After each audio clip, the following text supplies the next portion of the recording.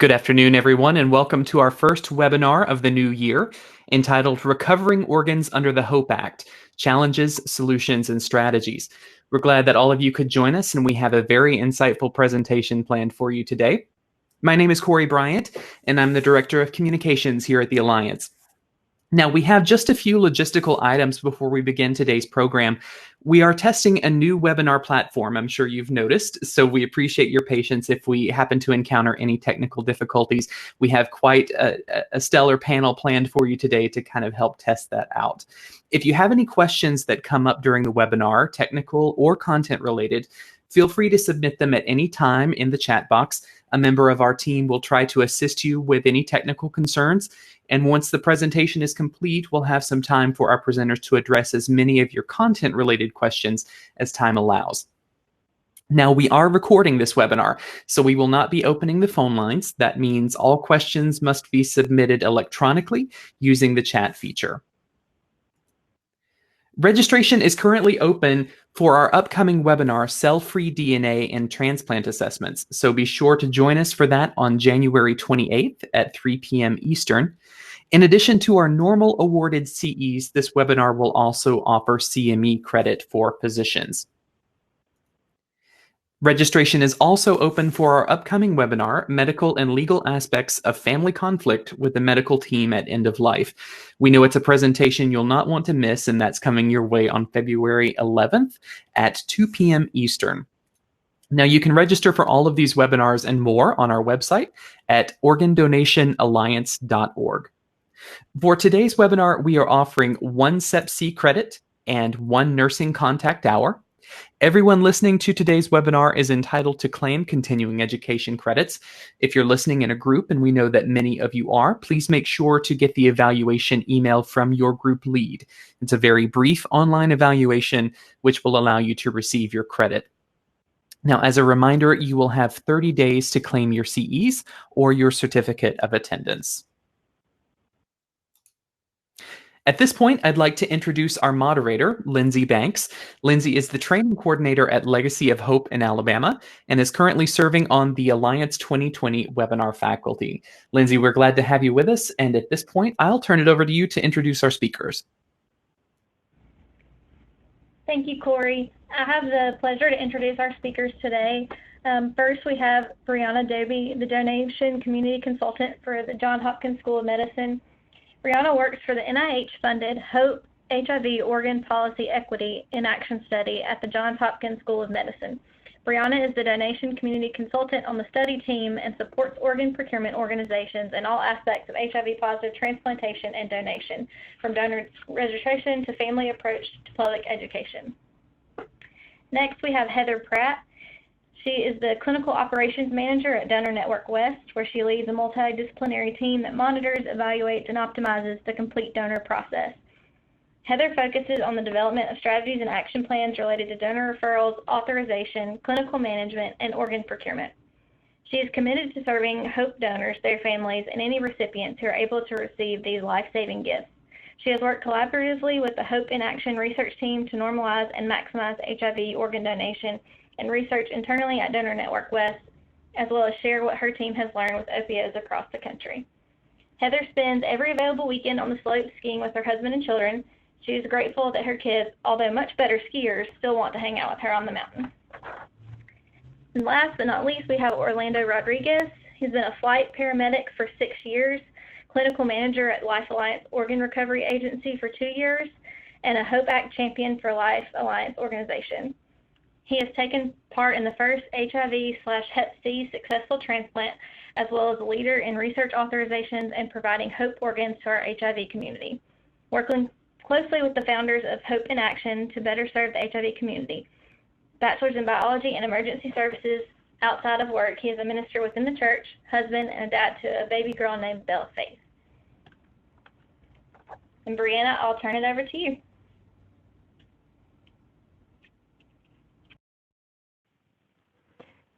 Thank you so much, Lindsay. Can you guys hear me? Everybody good to go? I'm a little nervous. Corey was so nice saying that we're going to be the first ones to test this out. I think he he overestimates my technical ability, but I am excited to be here with all of you today.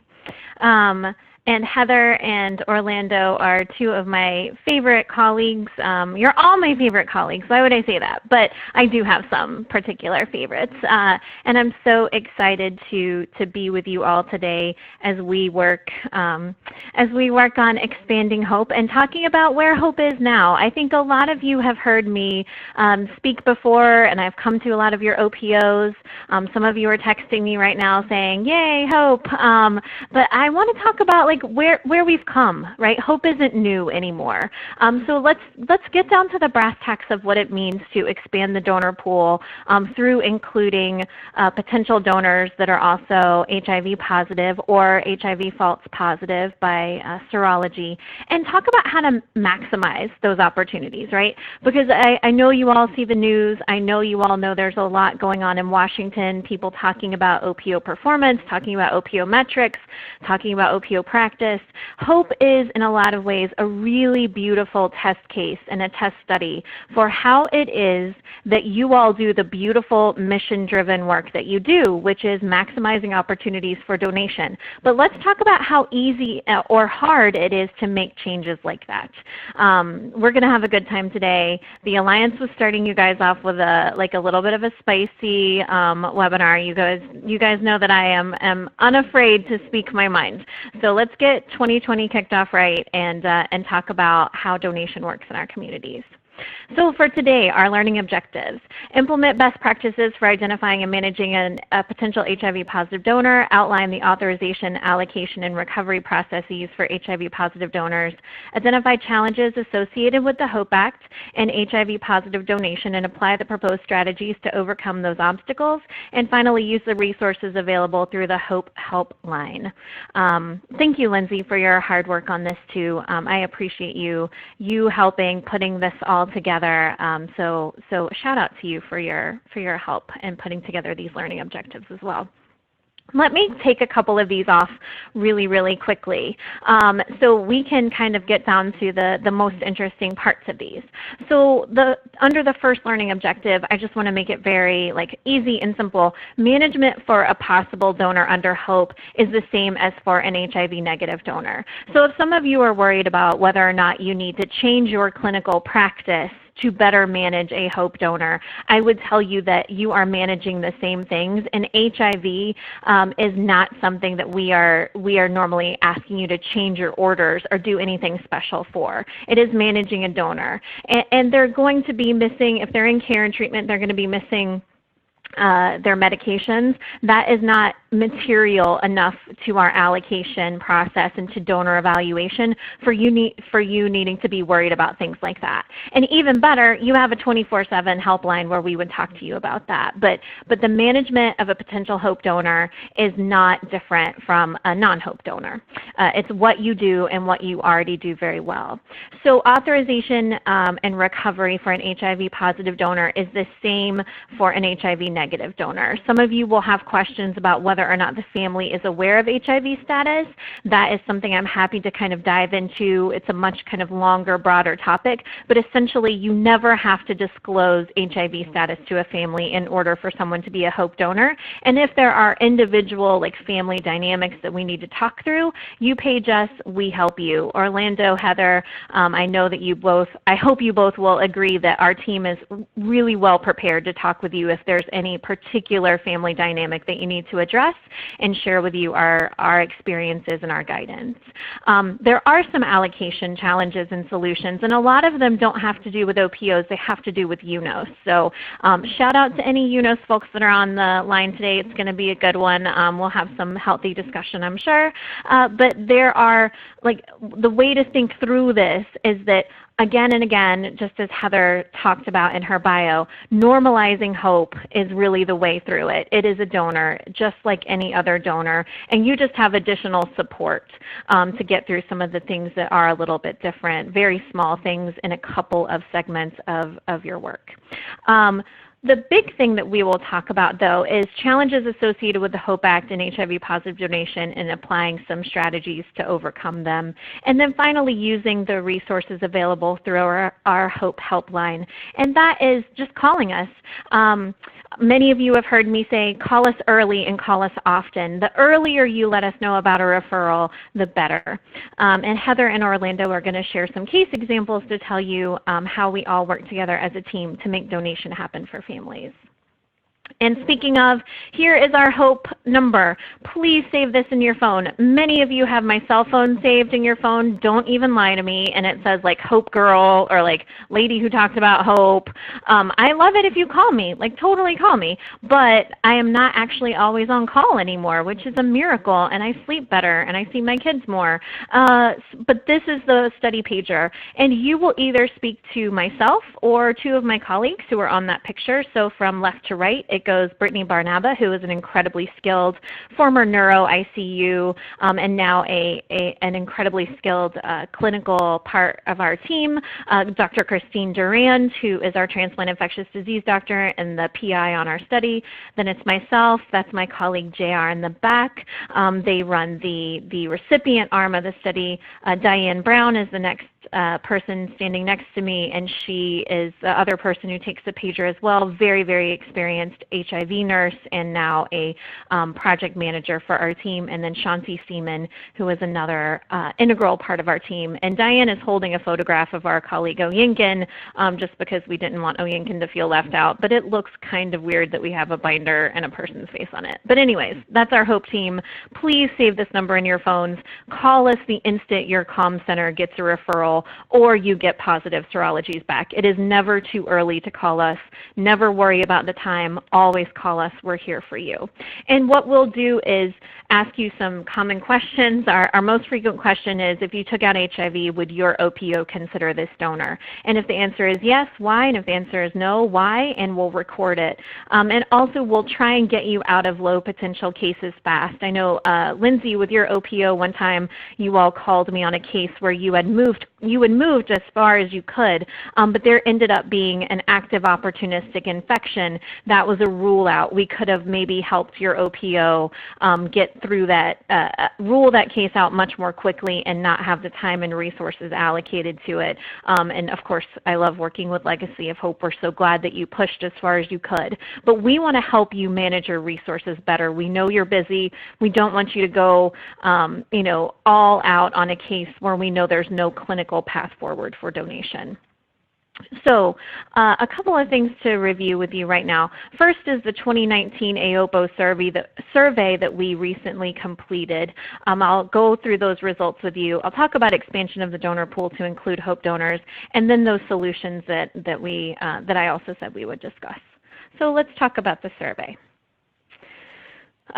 November 2019, AOPO issued a survey about HOPE donations. 37 OPOs participated. That's the response rate. 29 or 78% of those had re-educated donor hospitals to refer HIV-positive patients as potential donors since the 2013 passage of the HOPE Act. But the number I want to draw your attention to is that of those 37, 8 had not re-educated their donor hospitals. And that was a real wake-up call to me, right? Because when I think about it, I think, it's been since 2013 that this became a law. What would be preventing OPOs from educating their hospitals, adding this to their HD curriculums to say, hey, you should be referring these donors, right, these potential donors? Some of you would say back to me, well, Brianna, we never told them to exclude HIV-positive donors. I would tell you the reason why it's clinically and operationally important to re-educate your donor hospitals is that they're used to that being a short phone call. Right? If they're calling in a known HIV-positive patient, they're used to saying, yes, this is so-and-so from hospital so-and-so, I'm referring a death, right, or I'm referring a vented patient, and blah, blah, blah, age, a couple of things, and, known positive for HIV, right, or they're going through it with your comm center, and then your comm center is saying, okay, well then, thank you for calling it in, and here's your referral ID back. and closing out the case, right? So if you don't tell them that those calls are going to be different, that's not good relationship management, and they're probably not going to maximize those opportunities, meaning are they going to preserve the option for donation, right? Are they going to preserve the opportunity as aggressively as they would for an HIV negative donor? Or are you going to get more calls that are like, oh, you know, if your HD goes back and says, hey, we had a missed opportunity or this was an untimely referral, are you telling them on the front end? And also, another interesting data point was that 9 or 24% of the OPOs were unable to report known HIV positive referrals for 2017, 2018, and 2019. That tells me that either in LifeLogics or iTransplant, folks aren't necessarily thinking about pulling a report of known HIV positive referrals and making sure that they audit to those in their death record reviews to make sure we're not missing hope potential. So of those 37 OPOs that responded to the AOPO survey, I did want to note that that actually excludes the top 4 hope potential OPOs in the country. Those 4 OPOs did not respond to this survey. But what was really interesting to me was that those 37 OPOs that did respond reported a very high number of HIV positive, known HIV positive referrals compared to a study that we did a few years ago at Hopkins that actually asked all of you, how many times does your phone ring with a potential hope donor?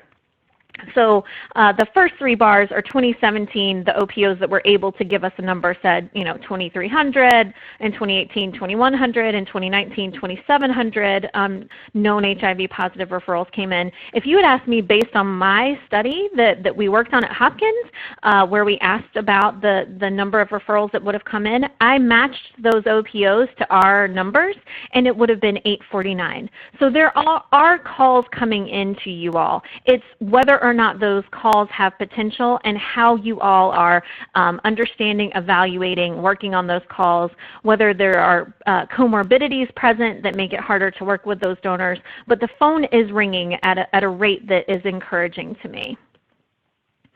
So next, let's talk about the number of OPOs reporting positive HIV serologies. So there's 2 ways that someone can be a donor under the HOPE Act right now. One is that the hospital calls in a vented referral where HIV is known, right? Another is that you all begin working on a case in your own serologies and or the hospital serologies, at some point in case process, come back and you call us then because you discover HIV, right? And that person may or may not have been known or in care, right? They may or may not have known themselves. But what I wanted to point out for you is that this is one of the ways that we see practice differences across all 58 OPOs, one of many ways. And that is that we asked in this survey, which serologies came back positive for HIV? And it wasn't that we had this very clear, everyone is running this test every time. The testing algorithms were different. You all are running antibody and NAT tests. And if you have been in the field for a few years, you know kind of there was a lot of almost controversy really about adding in the NAT testing, right? Because we were very concerned with false positives.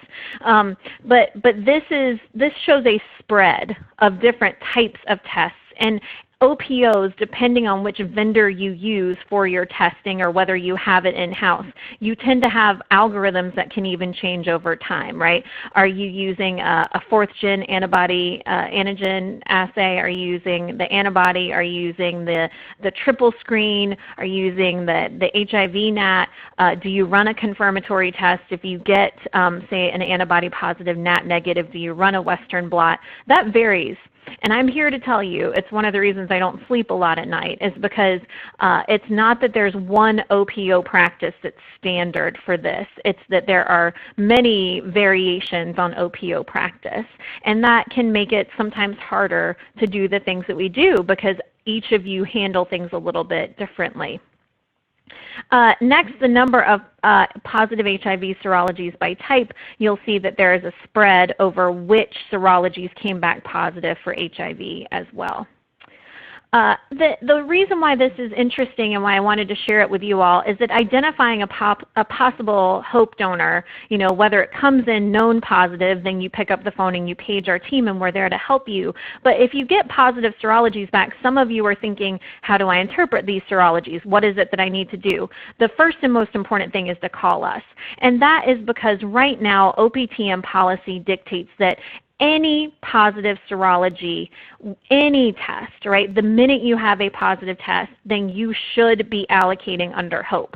I would argue to you that that may not be a great thing over the long term. And there are a couple of reasons for that. One is that the antibody test for HIV has a higher false positive rate. And we see it anecdotally, I feel like we see it more with pediatric trauma patients, sometimes when there's been a lot of blood products administered. There's a lot of things that we have seen. And some of you might even say, hey, Brianna, we have a way that we still allocate to HIV negative patients. In fact, I know there's at least 2 large OPOs right now that if they can complete a confirmatory test in time, they are allocating those patients not under the HOPE Act, but more broadly. I am all for anything that increases utilization of organs. Please help, please hear me. Please know that that's what I want to help with. But I do want you to be aware that according to OPTM policy, and I just had a discussion with David Clausen about this, those donors for right now, the minute you get a positive serology, even though we can feel pretty confident with some of them that it is a false positive, they should be allocated under HOPE. And DTAC, I think, is going to be addressing this question. So I didn't want to dive into which test and different types of false positives with all of you, because I do believe we're going to see a policy change to address some of this. But right now, if you get a positive HIV serology, or if you have a Ultrio triple screen, which is HIV, HCV, HBV, then you should call us, because sometimes that screen is reactive non-discriminated, and we can help walk you through how to not waste that opportunity for donation as best we can and still get those organs to people who are dying on the wait list. Another interesting thing that came up in this AOPO survey was the number of OPOs reporting HOPE donors. And what I want to show you in this 2x2 is really something interesting, which is you can have a local transplant center or not. It's really about whether or not you are doing HOPE donation. Some people tell me, I'm only interested in HOPE donors if our local centers are asking them for us.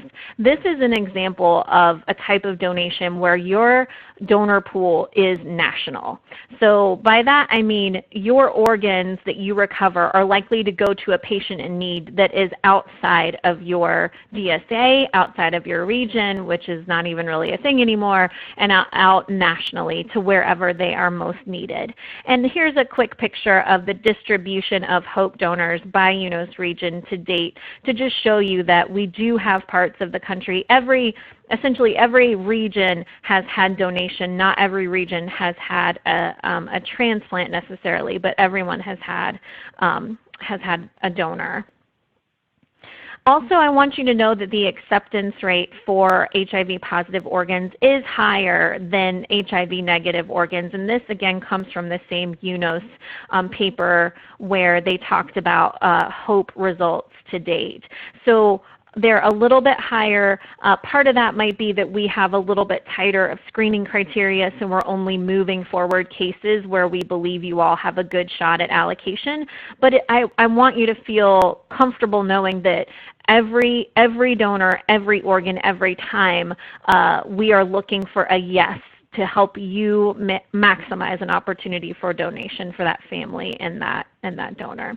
Also, many of you ask how many donors we're doing, and this is just to show you the increase over time, which is 2016, 2017, we were just kind of learning, and now we've seen a much more rapid increase. And in this year, we actually saw something that is very compelling to me, which is fewer false positives, but more of the true positive donors going into allocation and their organs being transplanted. And I also included DCD ANRs because I think that people need to recognize the work that OPOs do to get to OR, and it's something we do a very poor job of recognizing nationally, is how many times you all are trying to make donation happen, and there are other things outside of your control that prevent the recovery of organs for transplant or where the organs are not able to be utilized fully.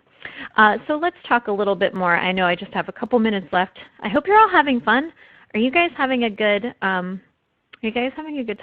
Tell me in the chat if you're liking this so far. I'm really curious. I like this new platform. But let's talk about donor pool expansion and what that really means. Why it can be hard to do something new in transplant, like expand to HIV positive donors, is that OPOs all have different practice, but they have the same mission. So those of you who work in an OPO, and I know I saw my Life Center Cincy folks and One Legacy, shout out to Legacy of Life, all of you guys on the line, Legacy of Hope. I don't think it's surprising to you to see this list. What's standard across all 58 OPOs and what's different? Which referrals from a hospital have organ potential? That is highly dependent on your own clinical criteria, right? When or if an OPO goes on-site, right, your on-site percentage, very different across the country. I know New England Donor Services has an on-site percentage of around 50%. You know, other OPOs like Mid-America are like 92%, 94%. You know, those are all really serious and impactful clinical practice differences that are not necessarily explicable by results, right? Like we can't necessarily say, you know, that one over the other is actually objectively better because we don't have a lot of data that shows us those practice differences and the differences in your recovery rates. So I think that, you know, when we're saying why this is hard, why has it been since 2013 and then 2016 when we had our first donor, why does it take a long time to expand the donor pool? It's because we don't have one donor pool. We have 58.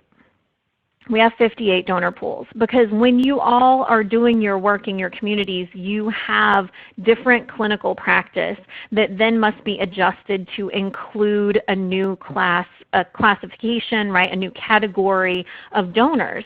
And that is very hard to do. So when OPTN said, yes, hope donation is a thing, here's the policy, go, it can be very, very challenging then to implement that change across all 58 of you instead of being able to say, we all do this the same way, therefore you're going to make this adjustment to your clinical practice, and now we go.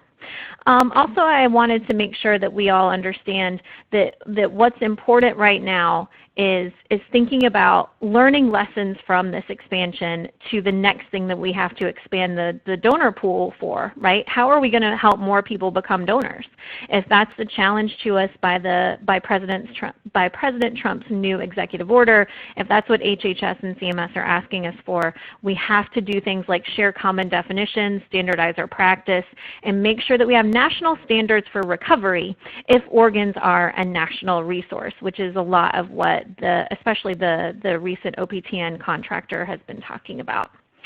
Also, I wanted to cite some hard language for us to look at, but I want everyone here to know, one, I know it's none of you on the phone because you wouldn't get on the phone with me if you felt this way, but these are the kinds of emails that I have received over time in doing this. And it's been really heartbreaking because for as many of you that are my own personal heroes, and Orlando and Heather, I'm talking to you as well, and a few of you on the phone right now, Tony, I know you're out there, some other folks that I've worked with for a long time, you all live and breathe and love this mission with your whole heart. There are still folks out there who are telling me that I need to change their mind about why a person living with HIV should be a donor, or why it's, quote, worth their time to be a donor. These are hard statements. I want you to provide me motivation to change my mind. Most of our HIV positive potential is in such and such area. That's mostly African American families. They don't donate. This is hard. This is hard. it's hard to look at those statements. It's hard to believe in this field and love what we do with everything that I've got, and also know that we have a bigger hill to climb. And part of that is removing a lot of the discretionary aspects of the way that we consider donation. Removing the possibility for people to say, my opinion is we shouldn't work on this, and instead saying, if you're here, then you're working on this, because our job is to make donation happen. But I don't want to end there. I want to keep going and get to the good stuff. But this is the battle, and I applaud all of you for caring enough to dial in, for working on this in your own OPOs, and for doing what you do, which is living the mission. So how can we expand the donor pool, and how can we increase HOPE donors, right? One thing that I would like to encourage all of you to do right now is, I often ask you when you call in with a potential HOPE donor to do a test match run. I would love for UNOS to deblind the national centers on the test match run. Heather can totally back me up on that in Orlando. But if we deblind those centers so that if you guys run a test match run, since we know your organs are very likely to fly, if you know the name of the center coming up, then we can put you guys in contact.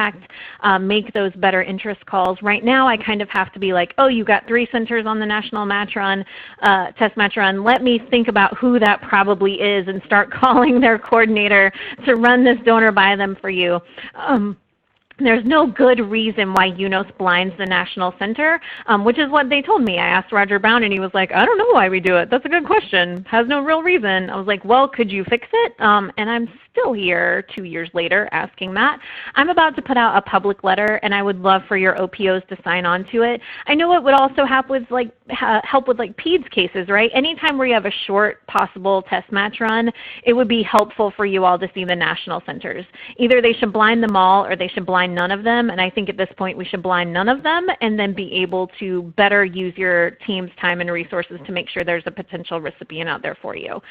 Also, we have had a number of cases where when the UNOS Organ Center is allocating kidneys, right, because you guys have to kick kidneys to them when it's a kidney only, yeah, or national kidney offer only, please be in direct touch with an OPO and a transplant center. We just had an amazing OPO, absolutely, do maybe the best, they pulled together every resource they had. Their medical director, their AOC, their the director, their team, every coordinator, family services coordinator, everyone killed it on this case. They loved this family. They brought them through this. They took the hospital on the journey, and then the UNOS Organ Center allocated the kidneys. They did not communicate back to the transplant center. The OR time was changeable, right? The OPO recovered the kidneys. The transplant center ended up coding out saying the ischemic time was too long. The OPO could have changed the OR time to minimize the CIT.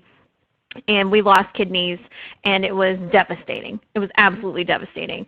I see many times poor communication by the organ center with the center and the OPO. If you are working on a HOPE donor, please page me in, please page our team in, and please talk to the transplant center directly if UNOS is allocating. It is just not pretty out there, guys, so we have got to work our way around it.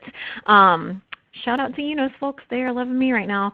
And also a statement from AOPO that any potential donor paired with any potential recipient is a part of normal clinical practice, and I'm working on that with Kelly Ranum and Diane Brockmeyer right now. And then also we would like DTAC to say to you, hey, maybe we don't need you to run an HIV antibody test because it has a high false positive rate. So we want you all to be able to maximize opportunities for donation for those false positive donors. We would like to see those donors allocated as broadly as possible, right? So I believe right now we want you to do it to adhere to policy, to call our team and get those organs allocated under HOPE. I hope that we have far fewer false positive donors because DTAC puts out a new testing algorithm for all of you for HIV that will minimize these results. Does that make sense? Oh, hi, Legacy of Life, Hawaii. I see you guys, those quotes. I know those quotes were hard to put up, and you can talk to me about them in the Q&A after. I did just want to be very transparent with the feedback that I get, especially at the leadership level. It is very It's really heartbreaking, but we're getting better together, and we're going to do this together, and we're going to fix a lot of what we can just by having open conversations, right, about how we can improve. As you know, a new OPO metric is here, and we are going to help standardize OPO definitions and OPO practices, and that's something I'm working on really closely with some contacts and colleagues at HHS and CMS, is trying to get together as many OPOs as possible to say, you know, these are the ways that we can all agree. Consensus building in the OPO community is very, very tough, but it is entirely possible. And if we put forward recommendations, then maybe CMS can integrate that into their quality and standards group and help us all reach a level of practice that is better than ever before. And I'm about to wrap up here, but I just put up a standard adoption curve, right? I don't know if any of you went to any business classes or have your MBAs. You're all a bunch of smarty pants. But if you think about a new technology or a new product, there's an adoption curve. And HOPE certainly isn't a product, but it is an idea, right? It's something that we had to implement and do that's new. So, you know, early on, okay, what's happening? This thing's not going anywhere, right? But then there's an inflection point, and then things start to take off, and eventually it becomes second nature. And this, you know, I had to obviously play with the scale a little bit, but I want you all to know we have hit an inflection point. We are not yet at the part where it's ubiquitous, right? I still have, you know, a cohort of OPOs that hasn't even educated their hospitals about HOPE donation yet. It's my job to reach them. It's my job to support them. It's your job to help me do that by encouraging people that you know to get out there and do what you've done. And with that, I want to just thank all of the transplant centers that make up our HOPE study and all of our OPOs, and also thank my colleagues at Hopkins. We are all here for you. We believe in you. We believe in this, and you are saving patients' lives every day. Our gratitude is always with all of you. Now I'm going to turn it over to Heather Pratt to tell us about HOPE from the Donor Network West perspective. Thanks, Brianna. Can everybody hear me?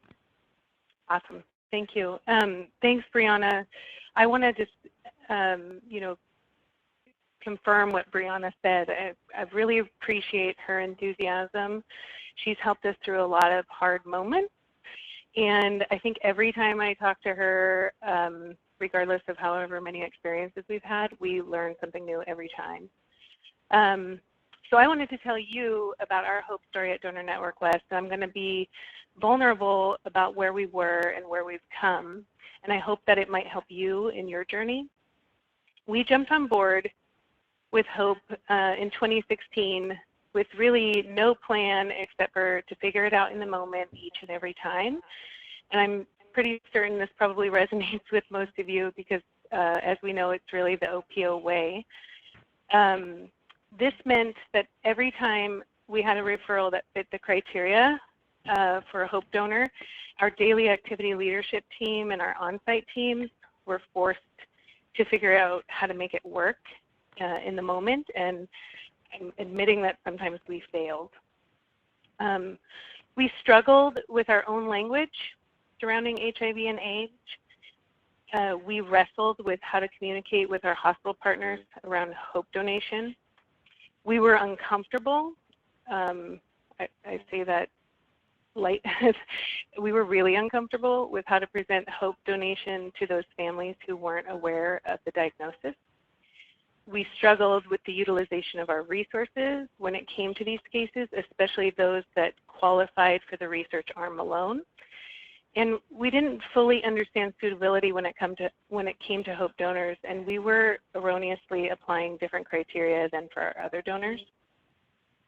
We really struggled with incorporating this process in our day-to-day operations because it didn't come up very often. And as a result, we relied very heavily on Brianna. I think at the time she was the only HOPE coordinator. And really we are grateful for her patience, her diligence, and her determination to help get us on the right track. We realized that every time we did this, it was hard, and we weren't serving our HOPE families and their potential recipients in a meaningful way, and that hurt.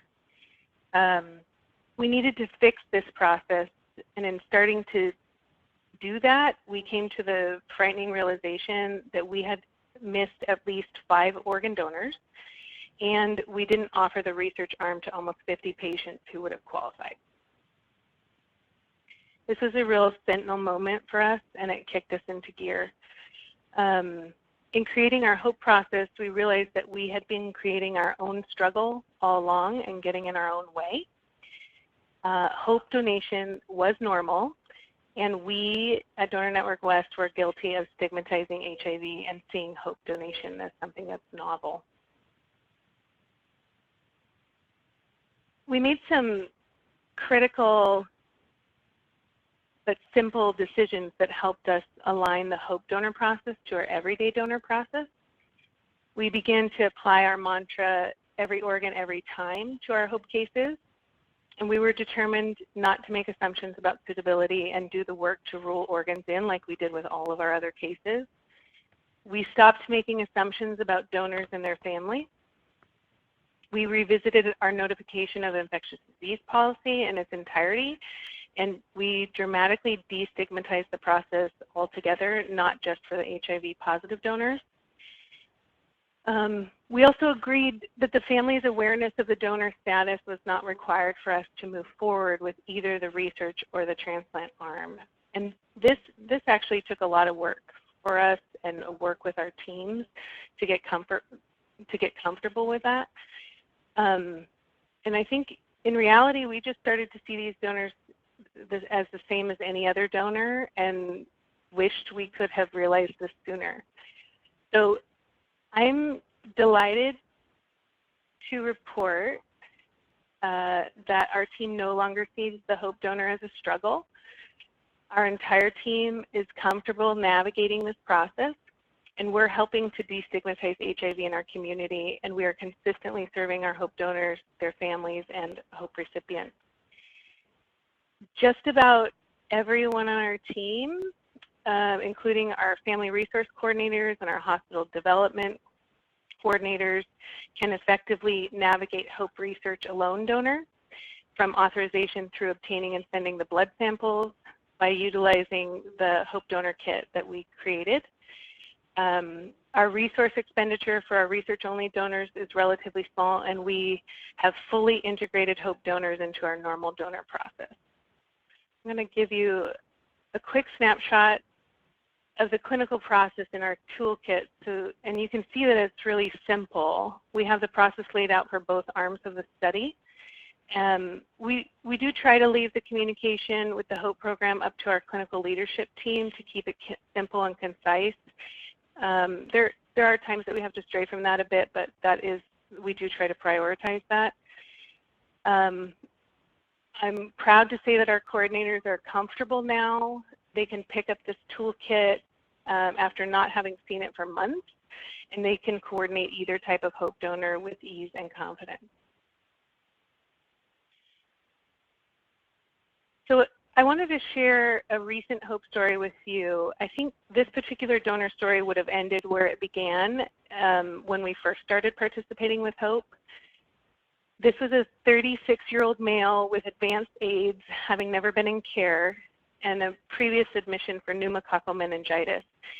And the patient's wife reportedly was aware of the patient's HIV diagnosis. He was admitted for pneumococcal meningitis on this admission. He had first-person authorization.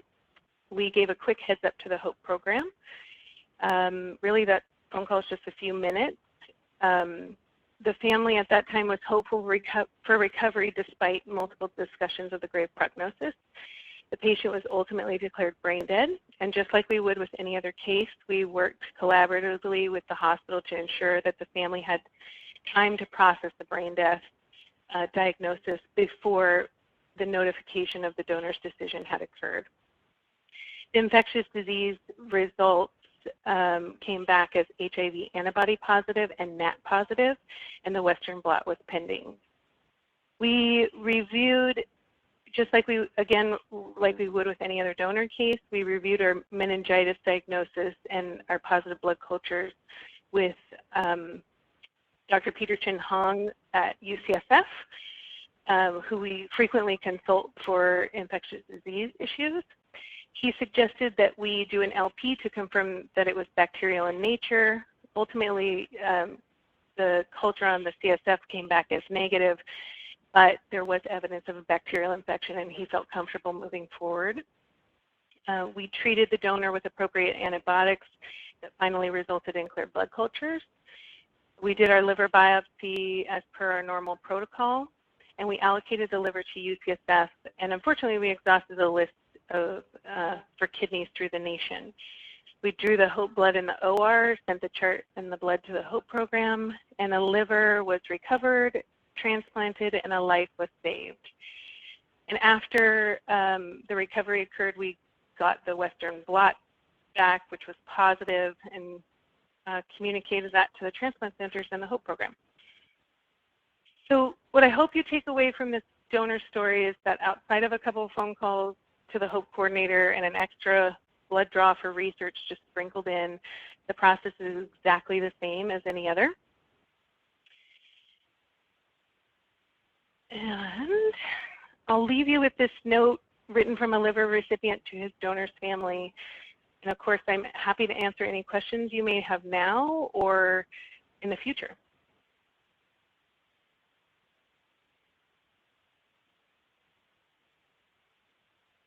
I think I'll hand it over to Orlando.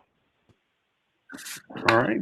Thank you, guys. Brianna and Heather, thank you both. I'm honored and humbled to join you guys on this beautiful display of what HOPE is doing.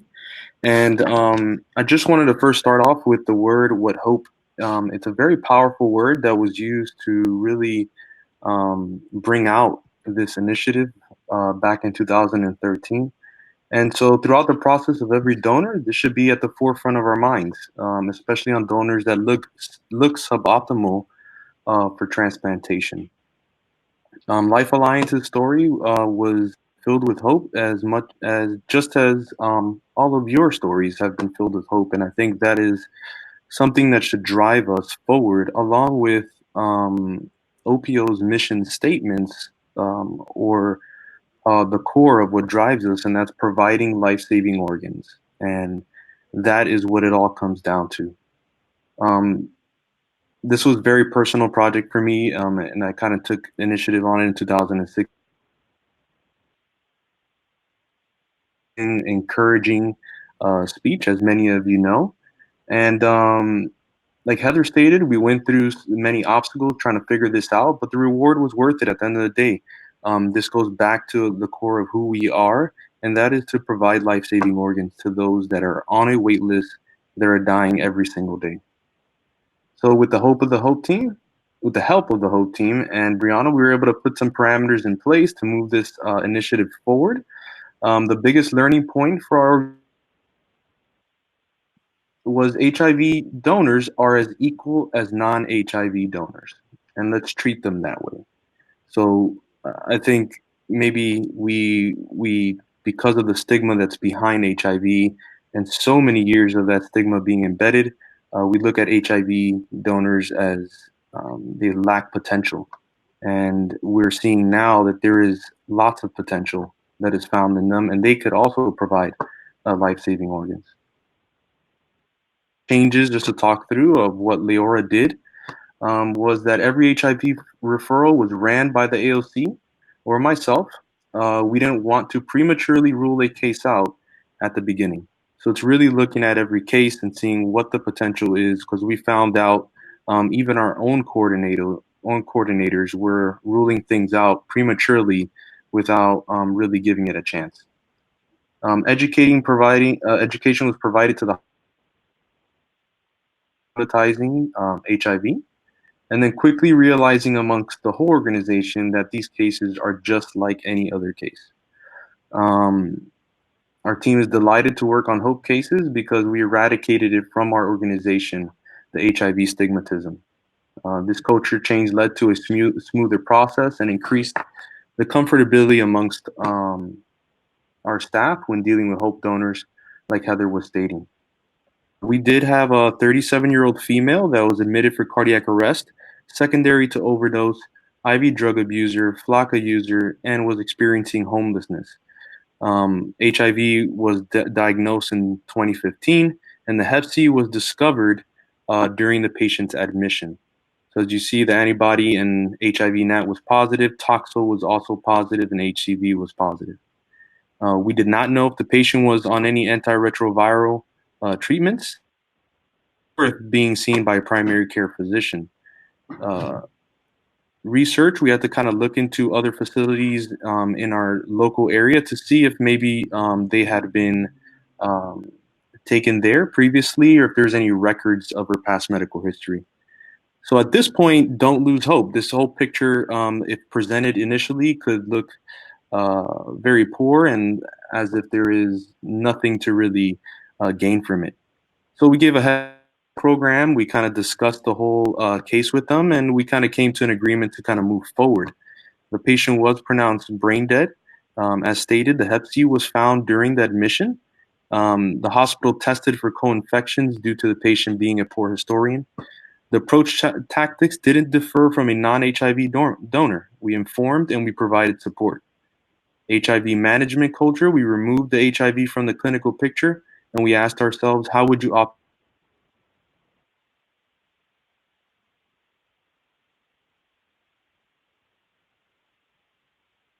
to physicians as there was hesitancy because of the HIV Hep C status. As Brianna was talking about earlier, the match run did come up short, but as we stated at the beginning, hope is a powerful word, and that's what we did. We had hope because someone needs that organ.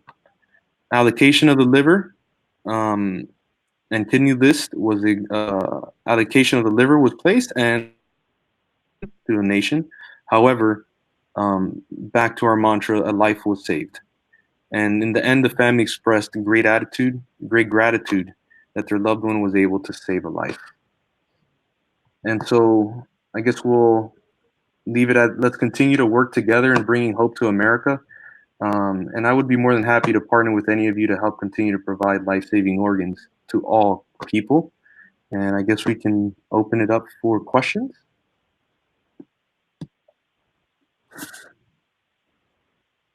Excellent. I want to thank you very much to our panel for a stellar presentation, and we know there are a few of you who encountered technical difficulties today. So for that, we apologize and we appreciate your patience. Just wanted to let you know we'll ensure that everyone receives a link to the recording of today's webinar. So hopefully that will resolve any issues for you. But before I turn it back to Lindsay for questions, just as a reminder for everyone, if you have questions for any of our presenters, please submit them using the chat feature. And during the Q&A time, we will have a poll up. So for those of you who are participating in groups, if you can please respond and let us know how many of you were watching together, that would be very helpful information for us. So at this point, I'll turn it back to Lindsay to moderate our questions. Thank you so much to all of our speakers. We do have a few questions. First of all, Brianna, how do we get your pager number? Am I on? Can you guys hear me? You are. Okay, good. Sorry, I don't want to be the one that can't do it. The Hope pager is 410-283-2083, and my cell phone number is 303-246-0647. And I know that some of you wanted to know the link for the survey that Heather had in their process. We actually have taken down that survey now because we had a lot of incomplete data because you all are very busy. You were just like filling out a couple of the questions. We do it on the phone with you now. So if you page us when you have a ruled out known HIV positive case or anything that happens that intersects with hope, but maybe you're not moving forward for any reason, if you call us, we'll ask you, maybe 45 seconds worth of questions and fill it out. It's 410-283-2083. I see you, Legacy of Life Hawaii. You guys are great on your chats. 410-283-2083 is how you reach us 24/7. All right, and a question came through for Heather. Do you know how long that case took from authorization to OR? The treatment of the bacterial infection and subsequent blood culture significantly lengthened the donation process. Yeah, I just pulled that case up. It took us just over 60 hours to complete. It's not uncommon for us to have positive blood cultures and then wait for them to clear in order to place organs. So again, it was really nothing different than what we would have done for any other case. Is the HOPE Act being extended to cardiothoracic organs as well? That's a great question, and I will just be honest and say that should already really be live now. So many of you were wonderful and supported when the OPTN asked for public comment about expanding to cardiothoracic. Many of you wrote very supportive public comments or voted on that at your regional meetings to pass that through. However, it apparently takes like a year to add a field to something in DonorNet because we do have patients. Columbia does have an active IRB, but the thing we are waiting on is UNOS. So it kills me because we have patients that come through with cardiothoracic potential, and we have not recovered those organs, and we could have already probably cleared the cardiothoracic list. But that is happening, and if you all have any regional meetings coming up, if you will be so kind as to ask your UNOS regional administrator when in the world that is going to go live, that would be amazing, because clinically we do have patients ready, and we are just waiting on your ability to access that list. But that is definitely, it should have already happened, and it will happen soon. Brianna, is that happening outside of the U.S. already? With hearts, I believe right now most other countries are doing negative to positive for any heart transplants, but I am not sure whether in Europe or in Canada they've done positive to positive for hearts. I will look that up and find out for you. What do you believe the future of HIV positive organ donation is? Will it always be research? It will not always be research. That's a great question, Lizzie. Every year, the Secretary of the HHS is required to review our research results and decide whether or not it remains under a research protocol. We actually started with the harder organs first because of what HIV is as a virus. There's a reservoir in kidneys and the liver, as you all know. A lot of fluids come, from the donor to the recipient. But I think it will become standard clinical practice. So far, the results look like our recipients are doing incredibly well. A lot of the things we were worried about are not a big question and have not come to fruition as problems. So I think eventually this is just going to be standard clinical practice. Thank you so much. Of course. Does anyone else have any more questions for our speakers?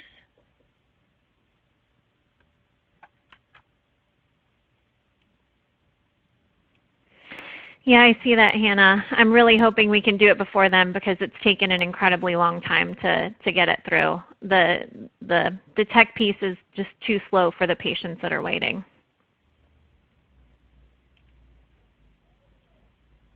Thanks for looking that up.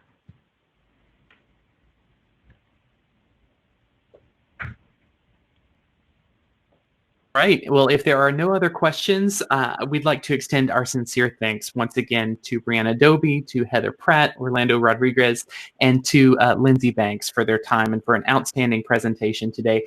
To all of our participants, we want to thank you for your time, and we wish you a wonderful rest of your week, and we will see you again soon. Take care.